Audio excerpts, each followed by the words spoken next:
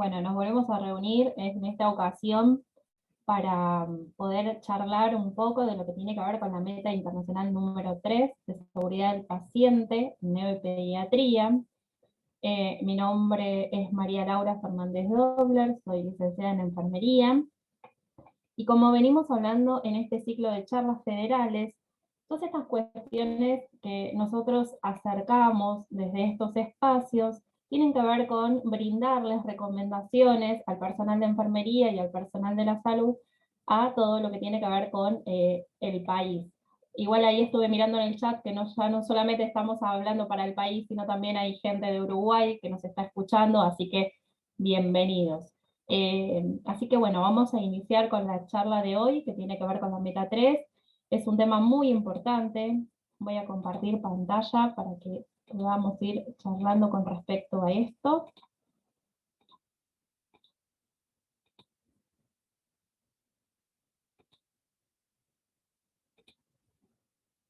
Y bueno, esta meta 3 tiene que ver con la seguridad en el proceso de la medicación. Y nosotros cuando vamos a hablar de esta meta número 3, vamos a hablar de lo que tiene que ver con la administración de la medicación, que es una de las acciones de enfermería propiamente dicha. Entonces, lo primero que tenemos que tener en cuenta para esta meta es que tenemos medicamentos de alto riesgo. Estos medicamentos de alto riesgo son evaluados por causar daños graves en los pacientes, incluso hasta mortales, y nosotros lo que vamos a tratar de hacer con estas barreras es reducir esos errores en el curso de la utilización de estos medicamentos. Entonces, cuando estos medicamentos forman parte del tratamiento del paciente, indefectiblemente los vamos a tener que utilizar y administrar, pero tenemos que tener ciertos recaudos en cuanto a la implementación, la organización, y vamos a ver en este recorrido en algunas cuestiones y recomendaciones que tienen que ver propiamente con esto. Cuando hablamos de estos medicamentos de alto riesgo, tenemos los electrolitos concentrados, los psicotóxicos, las insulinas y los anticoagulantes. Vamos a ver que estos errores en la medicación involucran a estos medicamentos mencionados, en los que se producen con mayor cantidad los eventos centinelas, en lo que tiene que ver con seguridad del paciente. Cuando hablamos de los electrolitos concentrados, son de alto riesgo, aquellos que pueden ocasionar daños graves y que se producen por el error de la utilización. ¿Cuáles son los más comunes? Son el gluconato de calcio, el sulfato de magnesio, el cloruro de potasio, el cloruro de sodio y la lidocaína al 12%. Cuando nosotros administramos equivocadamente un sulfato de magnesio con calcio, lo que puede potenciar son sus efectos, y lo que produce en el paciente es una disminución repentina de la tensión arterial. Los niveles de magnesio por encima de los 12 miligramos lo que van a producir es una depresión respiratoria. Entonces, estas cuestiones son las que tenemos que tener en cuenta al momento de administrar estos electrolitos concentrados. Igual vamos a ver después cuáles son las recomendaciones en cuanto al almacenamiento, a las etiquetas que nosotros desde enfermería podemos administrarles. Cuando hablamos de los psicotóxicos, la mayoría de los errores en la medicación es en la administración y tienen que ver con los errores de la lectura y específicamente con la confusión en las unidades de las medidas. Cuando las indicaciones son de puño y letra, a veces no se entiende la unidad de la medida, si son gramos, miligramos, si son, en vez de miligramos, si son microgramos. Y acá, o sea, lo que nos producen son errores en los cálculos, con con estas adiciones de ceros o con los decimales que tienen que ver con estos cálculos que va a realizar enfermería en cuanto a la indicación de la medicación prescripta con la disponible y con la que tengo que administrar. Entonces, algunos de los efectos adversos de este tipo de medicamentos lo que generan son efectos adversos con consecuencias graves. En un 23% producen invalidez. Otra de las consecuencias que puede haber es la trasvasación durante la administración del medicamento. En este caso lo que hay que hacer es detener esa infusión, aplicar hielo en el área por 24 a 48 horas, obviamente notificar, dejar esto registrado, continuar valorando el área en la cual hubo una trasvasación de esta medicación, y lo que tenemos es que registrar este evento, acá lo dice abajo de todo, registrar la administración de la medicación, los efectos presentados, y notificar este evento, porque nosotros, si podemos detectar esto, vamos a poder trabajar en la mejora de los procesos. Entonces siempre, como dijimos desde un principio, los errores, los eventos, hay que notificarlos para poder trabajarlos. Entonces, esto es importante. En cuanto a los anticoagulantes, lo que sucede con los anticoagulantes tiene que ver con el uso inapropiado, en el caso de la heparina, que puede provocar una hipersensibilidad al principio activo. Y acá tenemos mencionados algunos de los signos y síntomas que son comunes. Cuando hablamos de una sobredosis, lo que produce es un sangrado. Cuando está asociado al uso prolongado, una osteoporosis. Cuando la asociación a la formación de los complejos autoinmunes, podemos hablar de una trombosis o una necrosis cutánea por la heparina. Y cuando está asociada a la impureza en la mezcla, puede provocar urticaria en nuestro paciente. Las insulinas, la hipoglucemia es una de las complicaciones más frecuentes en la terapia con insulinas y representa uno de los eventos adversos extremadamente más frecuentes y más que nada se ven en pacientes postquirúrgicos. La sobredosificación de la insulina puede causar hipoglucemia, astenia, confusión, palpitaciones, transpiración, vómitos, cefaleas, y entre un 3 y un 4% de los pacientes presentan una reacción alérgica en los sitios de donde colocamos la medicación en la inyección. Las reacciones que no se corrigen pueden causar la pérdida de conciencia, la coma y muerte en estos pacientes. Acá vamos a hablar de LASA, y vamos a hablar de algunas generalidades. ¿Qué son los medicamentos LASA? Son aquellos que tienen nombres confusos, y a causa de estas similitudes, lo que produce son errores comunes en la medicación. Y es una preocupación no solamente para Argentina, sino para todo el mundo. Hay decenas de medicamentos en el mercado que producen potencialmente errores por los nombres y por las determinaciones que son comunes, y vamos a ver también que tienen que ver con la forma de presentación. Acá vamos a ver que lo que se utiliza para los medicamentos LASA tiene que ver con el semáforo. Los que son parecidos en pronunciación, tiene que ver con la fonética, suenan similar al mencionarlos, parecidos en la presentación, y ahora vamos a ver algunos ejemplos. Los de alto riesgo, también ellos están en rojos porque hay que identificarlos, y medicamentos de control. Acá tenemos como ejemplo, vamos a hacer así como el ejemplo más común, en este abajo tenemos dobutamina y lidocaína. Si en una urgencia o en el apuro yo simplemente tomo la ampolla, si no me detengo, y en mi caso si no me pongo los anteojos, no voy a poder identificar qué medicamento es el que agarré y cuál es el que voy a administrar. En la última foto podemos ver que hay dos ampollas que son a simple vista iguales. ¿Cuál es la diferencia? Que este tiene un tapón que dice alto riesgo, porque es potasio, y el otro es agua destilada. Estas que tenemos acá son todas las etiquetas que podemos poner con respecto al semáforo. Como dijimos, dependiendo del color, vamos a ver, poder identificar qué tipo de medicamento es el que estamos manejando. O sea, miren los distintos medicamentos, uno al lado del otro, parecen iguales, pero las características en este caso son visuales, pero muchos son por fonética. Recuerden que eso también hay que tenerlo en cuenta, porque si la indicación es verbal, puedo yo interpretar otra medicación. y no es la que me estaban indicando. Entonces tengo que prestar atención, tengo que pedir que sea por escrito. Estas son algunas de las cuestiones que también tienen que ver con estos errores en la medicación. Entonces, ¿qué hacemos con todo esto?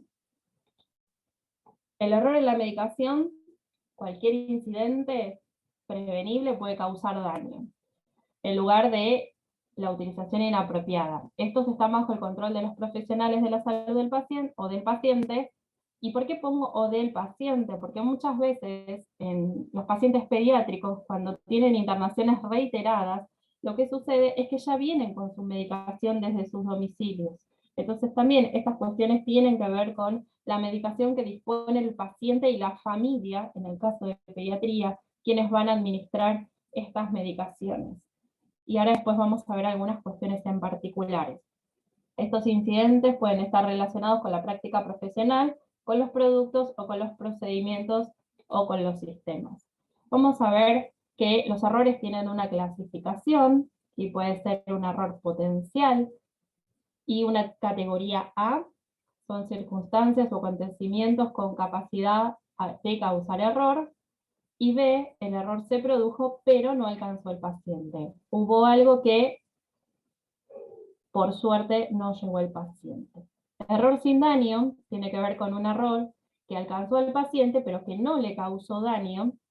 El error alcanzó al paciente y no le causó daño, pero precisó de una monitorización o una intervención para comprobar que no haya sufrido un daño, y el error contribuyó o causó daño temporal en el paciente y precisó una intervención.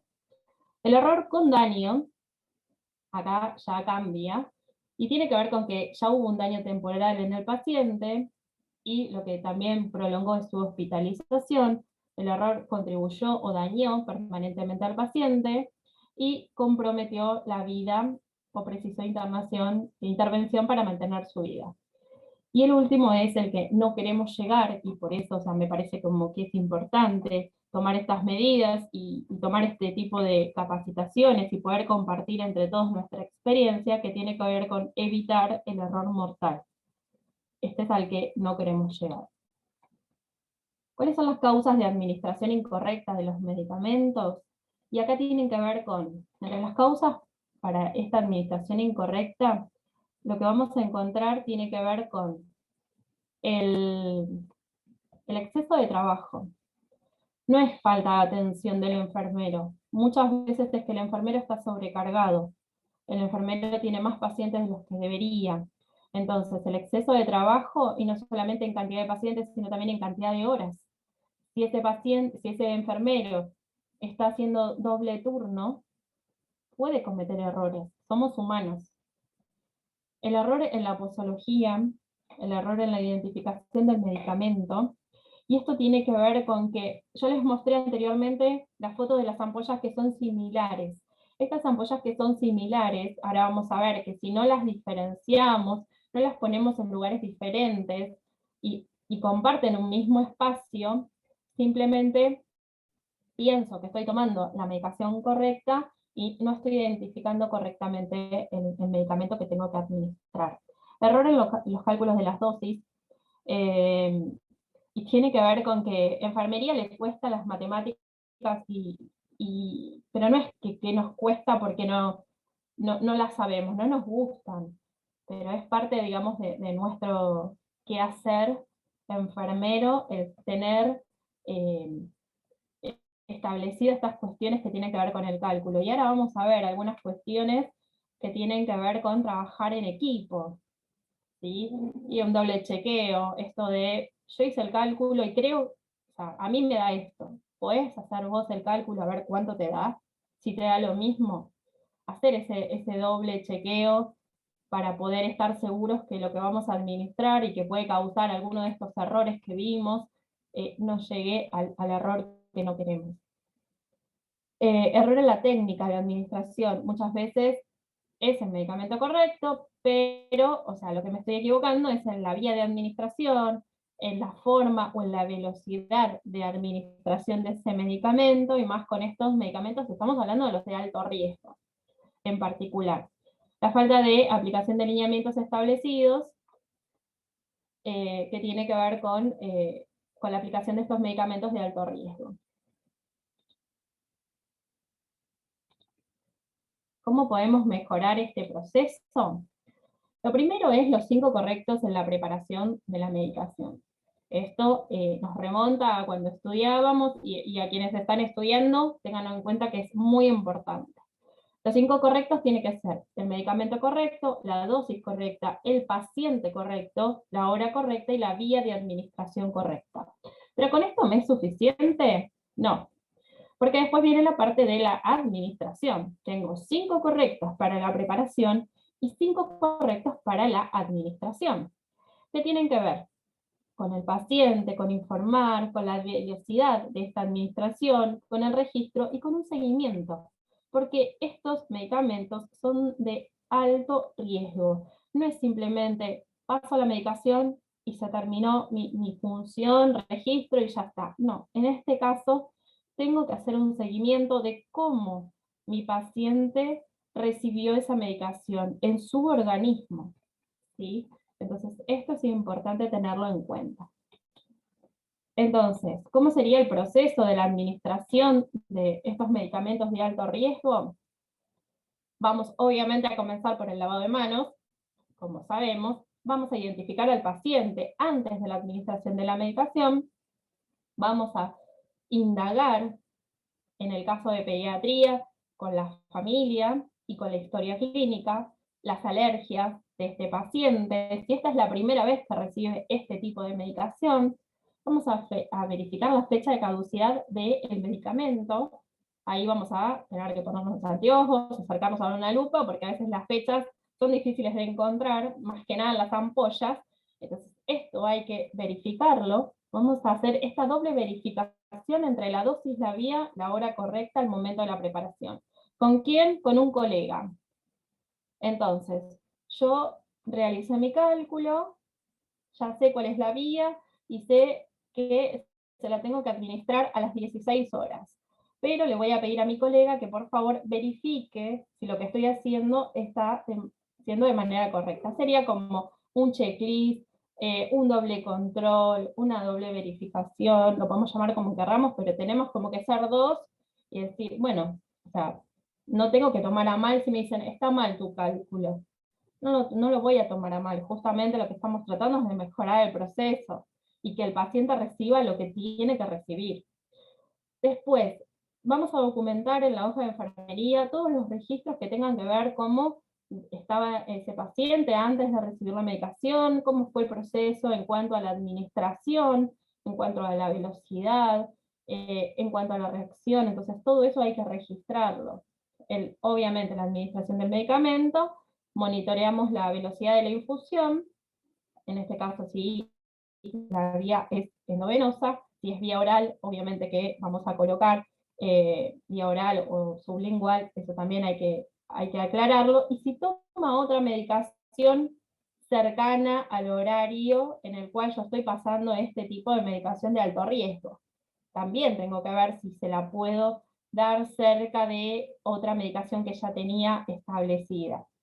La presencia de los eventos adversos o errores en la medicación, también hay que registrarlos, es importante.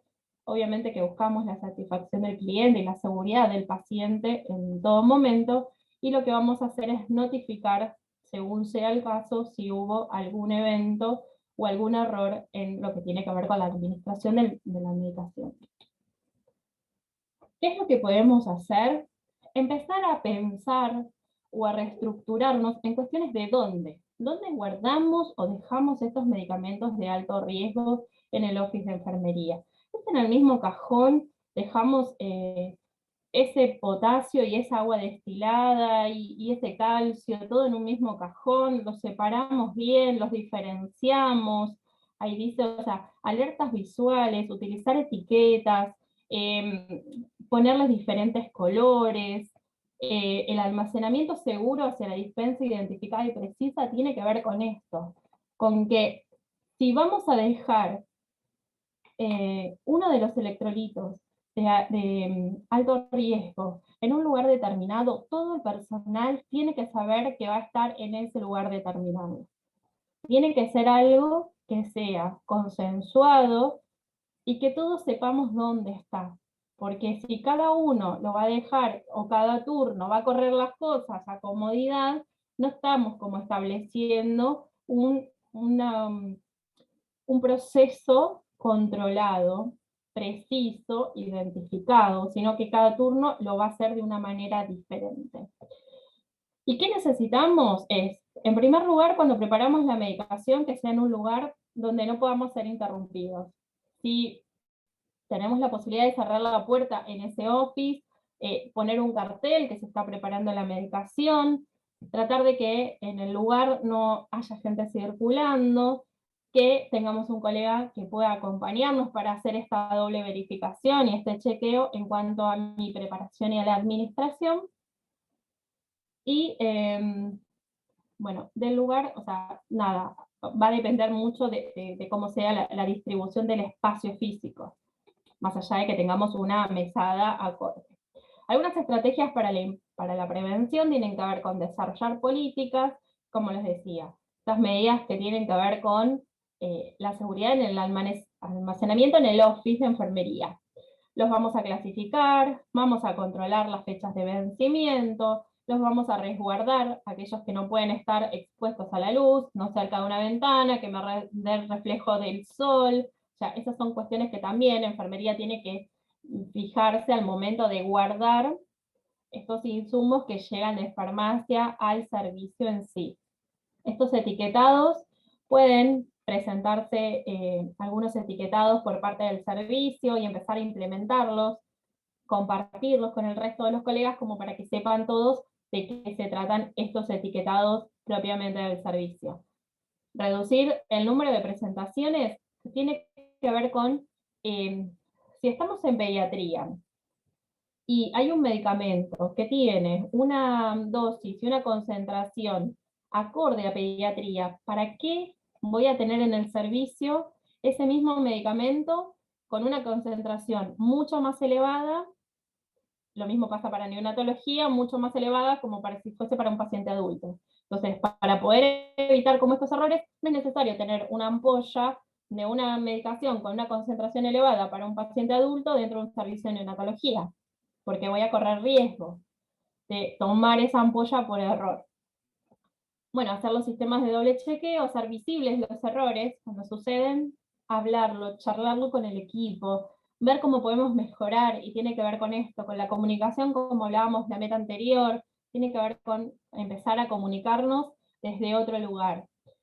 Favorecer el acceso a la información. Fíjense en que acá hay un dibujo con algunos cajones y están identificados con etiquetas de colores. La idea es poder usar lo que tiene que ver con la señalética y con los colores para poder identificarlos. Acá puse algunas otras imágenes que tienen que ver con aquellos que son de alto riesgo, dependiendo del color, van a tener la identificación justamente para que no sean utilizados erróneamente. Fíjense en que están separados, cuando mismo reciben la medicación, están con una etiqueta de alerta, es una medicación de alto riesgo. Recuerden que, o sea, podemos equivocarnos y colocarlas en el cajón incorrecto. Entonces, ¿cómo etiquetar estos medicamentos de alto riesgo? Podemos colocarle los colores, podemos pensar en colocar etiquetas que digan alto riesgo, y esto no solamente va a ser para la medicación antes de colocársela al paciente, sino también cuando la medicación está siendo infundida al paciente. En el caso de las bombas, vamos a identificar también estos medicamentos de alto riesgo, para que no haya errores y que por esa guía se pase un medicamento que está contraindicado. Entonces es importante también, si utilizamos etiquetas, colocarlas también en las guías, en las jeringas o en los sachets que están colgados, y en las bombas, para poder identificar dónde está pasando cada una de las cosas. Estas cuestiones tienen que ver con el manejo en los servicios, son algunas de las sugerencias, y otras de las cuestiones en que quería mencionar, que no está puesta en fotos, con respecto a las etiquetas, tienen que ver con los medicamentos cuando son comprimidos, que no tienen que ver con lo de alto riesgo en este sentido. Si mi paciente recibe, y yo tengo en su caja, en su cajón, eh, un comprimido entero, pero yo solo tengo que administrar la mitad de ese comprimido en mi turno. Tengo que ser considerado, y acá tiene que ver con el trabajo colectivo y el trabajo de todos, en entender que cuando yo rompa ese comprimido y lo quiera volver a guardar, ya mi colega no va a poder ver la fecha de vencimiento, porque se rompió al yo sacar ese comprimido, la fecha de vencimiento, la cantidad de los miligramos del comprimido, o qué medicamento era. Entonces, tratar de buscar las estrategias para poder generar nuestras propias etiquetas, y en ese comprimido que quedó, en ese blister que ya está abierto, colocar una etiqueta donde diga qué medicamento es, cuántos miligramos tenía, el comprimido entero, y cuándo se abrió, porque es importante el tema de la fecha del vencimiento. En pediatría utilizamos mucho lo que son jarabes, entonces tenemos que rotular estos jarabes cuando los abrimos, o cuando son estos polvos que preparamos. ¿Cuándo se preparó? Debemos rotularlos, colocarles la fecha de reconstitución, ¿cuándo fue? Lo preparé hoy, 26 de marzo. Bueno, hoy 26 de marzo, en el turno tarde, se preparó este antibiótico. Para poder llevar un registro, porque más allá de la fecha de vencimiento que diga el envase del medicamento, tenemos que tener en cuenta cuánto tiempo puede estar abierto ese, en este caso, ese antibiótico, ese medicamento. Si no, después nosotros vamos a estar administrando una medicación que en realidad no va a tener el efecto deseado en el paciente, porque no va a estar haciendo su acción dentro del metabolismo del paciente. Entonces, estas son cuestiones que no tienen que ver con medicamentos de alto riesgo, pero son cuestiones que tienen que ver con la medicación, y más que nada en cuanto a un turno con el otro. Entonces tengamos en cuenta estas cuestiones, que si yo recibo el blister con 5 comprimidos y tengo que dar 2,5, y yo corto, al cortar, o estoy cortando la fecha del vencimiento, o estoy cortando el nombre o los miligramos. Entonces debo colocar una etiqueta que a mi colega al turno siguiente le dé la pauta de que pueda saber qué medicamento es, porque también sucede en los comprimidos que son similares, los empaques son similares, el tamaño, el color del comprimido, y puedo estar dando un comprimido equivocado. Entonces, más allá de lo que tenga que ver con los 10 correctos del paciente, esto tiene que ver con que yo me tengo que asegurar qué es lo que tengo que darle, y muchas veces están con el tema de el yo. Si yo preparo, yo administro, yo registro, yo me hago responsable, tengo que tener en cuenta esto. ¿Qué estoy administrando? Si no veo, si no sé, no, también, o sea, no lo voy a administrar con seguridad. Lo que voy a hacer ahora es leer en el panel de preguntas y respuestas algunas, eh, algunas de las preguntas que dejaron acá. Bueno, acá hay agradecimientos, agradecimientos.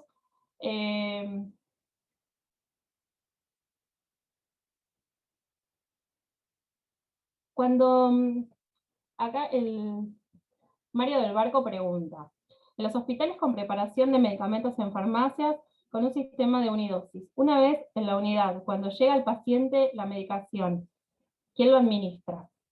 Bueno, doctor, le cuento. Cuando ya vienen de farmacia, en el caso, por ejemplo, de los antibióticos o los hemoderivados, es enfermería quien administra esta medicación. Acá lo que tenemos que tener en cuenta es que cuando nosotros recibimos esa medicación, una de las cuestiones que hay que tener en cuenta tiene que ver con la conservación.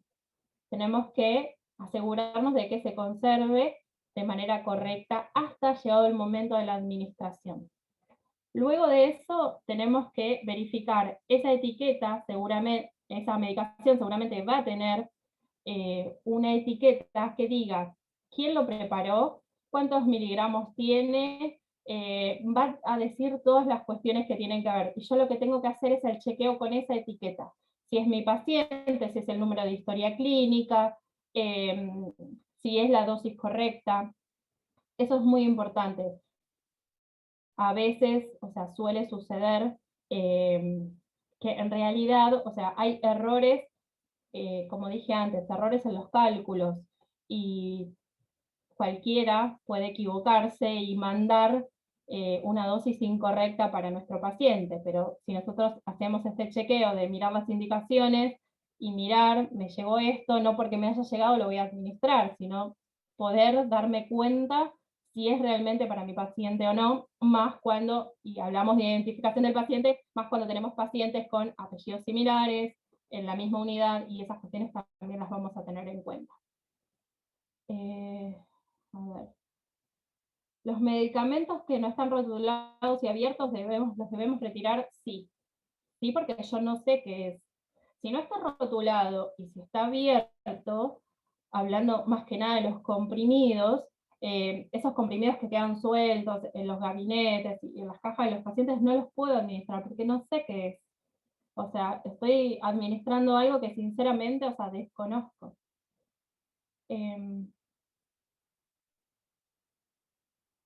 Ahí el doctor volvió a preguntar si es la enfermera. Sí, es la enfermera. Quien administra la medicación es la enfermera.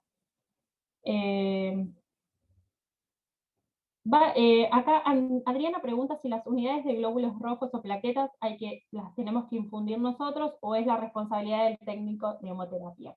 Va a depender la institución, Adriana. Va a depender la institución y los servicios. En el hospital, por ejemplo, que yo trabajo, neonatología, lo administra enfermería. Y hay, dentro del mismo hospital hay otros servicios que va el técnico de hemoterapia. Y es la misma institución, pero cada servicio tiene como establecido los roles y las funciones de cada uno. Entonces, dentro de una misma institución podemos encontrar diferentes, no sé si responsabilidades, pero sí diferentes mecanismos. Si puedo poner otro ejemplo, puede ser extracción de sangre. En esta neonatología, quien hace la extracción de sangre es el personal de enfermería. En cambio, en otros servicios va el técnico de laboratorio. Y es el mismo hospital. Entonces va a depender de cada servicio y de cada institución. En caso de una ampolla utilizada, se la rotura con cinta y papel. Va a depender la ampolla. Si la ampolla, o sea, después la voy a refrigerar, sí, la voy a rotular, voy a colocar la fecha en la cual se abrió el turno, y eso tiene que quedar registrado. Puede ser con una cinta de papel, con una cinta de tela, con lo que tengamos disponible. O sea, hay algunos que utilizan etiquetas, pero es importante poder utilizarlos. A veces utilizan sobre las etiquetas de las ampollas la lapicera o un marcador. Tengan en cuenta que ese marcador, esa lapicera no se borre, porque si no, o sea, después no se ve lo que dice.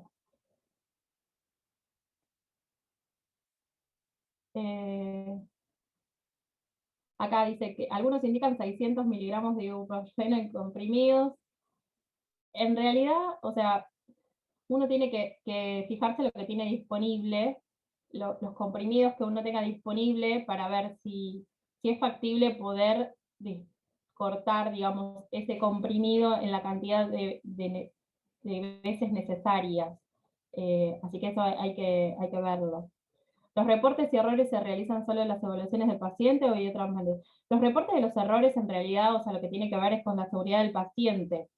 Y esto lo que tratamos de hacer en seguridad del paciente tiene que ver con buscar las formas de poder mejorar los procesos. Estos reportes, estos eventos se pueden dejar en un buzón, indicar qué es lo que sucedió y lo que hacen los jefes de los servicios y quienes pertenecen a los comités de seguridad del paciente es trabajar sobre esos errores. La idea es capacitar al personal, buscar las formas de mejorar los procesos, de mejorar la comunicación. Esa es la finalidad de poder hacer llegar esto a quien tenga que trabajar con todo el equipo. Eh,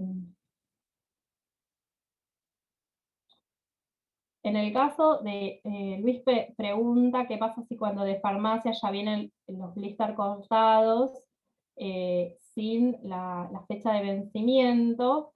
En realidad, o sea, va a depender de las instituciones, pero algunas instituciones lo que hacen es, o les colocan una etiqueta con la fecha de vencimiento, o en los reportes están esto que tiene que ver con los lotes. Entonces, en el sistema uno puede ver ese lote cuando es distribuido para un paciente en particular, la fecha de vencimiento, a pesar de que no la diga el blister, está en el sistema. O, como les decía, algunos implementan con algún marcador o con alguna etiqueta la fecha de vencimiento en esos blisters que vienen cortados.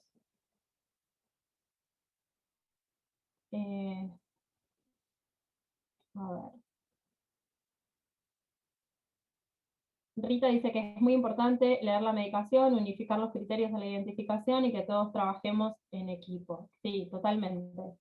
Todos somos todos personales de salud, todos pertenecemos al mismo equipo interdisciplinario y en realidad la mejora de procesos no solamente desde enfermería, sino de todos los servicios. Desde el auxiliar que trae la medicación desde la farmacia, desde el farmacéutico, desde quien, o sea, de todo el personal que está involucrado en ese proceso.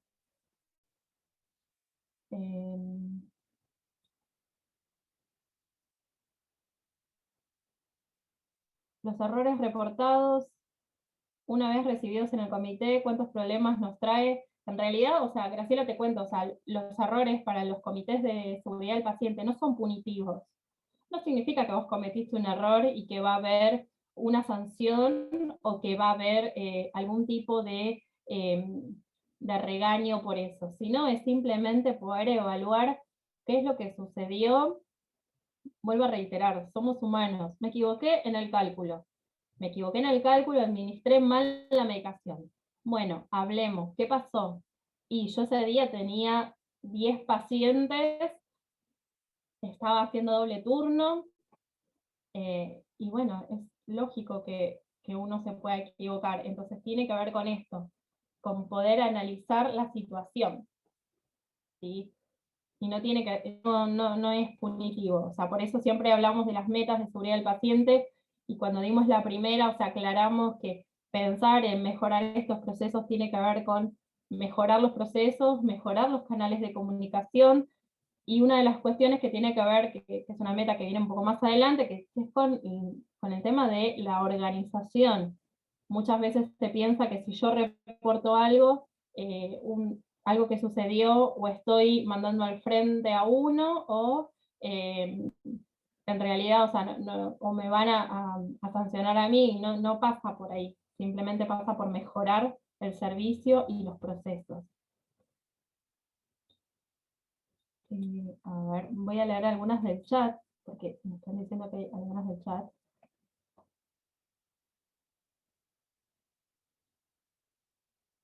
A ver.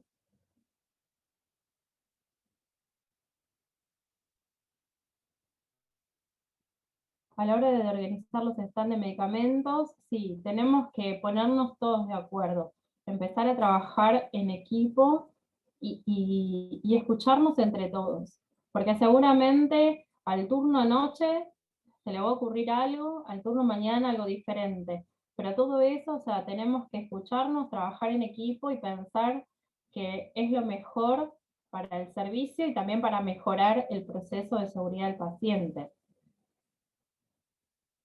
Eh,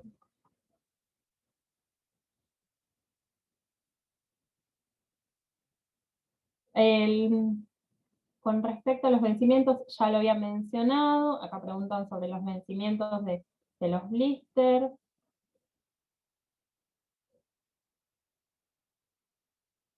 ¿cómo se reportan las reacciones adversas? Evelyn, no sé si te referís a los eventos adversos, las reacciones adversas en el paciente propiamente.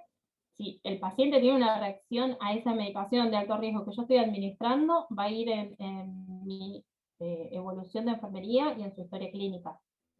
Eso, si te referís a eso. Si te referís a cómo se notifican estos errores o estas cuestiones que tienen que ver con el proceso, cada institución tiene algunos instrumentos en donde uno lo que hace es reportar.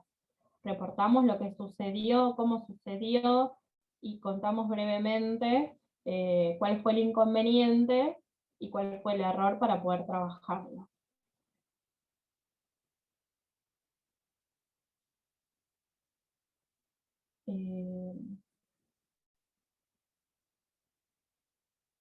Algunos mandan saludos, otros dejan contactos. Está disponible el material de la charla en sí se sube y después va a estar disponible para que la puedan ver por la página. Es necesario que los frascos donde se guardan las medicaciones estén tapados y libres de polvillos para que... sí, en realidad los frascos es recomendable que estén o en algún mueble que tenga tapa o en algún lugar, o sea, evitar el polvo que esté circulando. En realidad, o sea, en una neonatología no tendríamos que tener ventanas abiertas, pero hay polvo que indefectiblemente va a estar circulando en el aire. Entonces, más allá de eso, lo que tenemos que hacer al momento de abrir un frasco, sea frasco ampolla, sea un frasco de reconstitución o sea un frasco de lo que sea, nosotros tenemos que con algodón y alcohol o una gasa y alcohol poder desinfectar ese frasco antes de abrirlo. Eso es muy importante.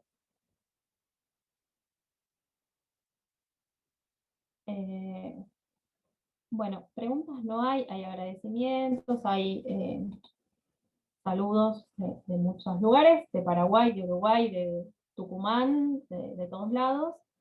Eh, Así que bueno, si no hay más preguntas,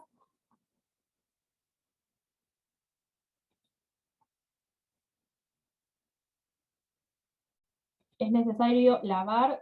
Si me hablas del frasco, Fabián, o sea, no es necesario lavar con simplemente pasarle esta gasa con alcohol. Lo que estamos haciendo es por arrastre, estamos desinfectando, así que no es necesario lavar. Así que eso no es necesario.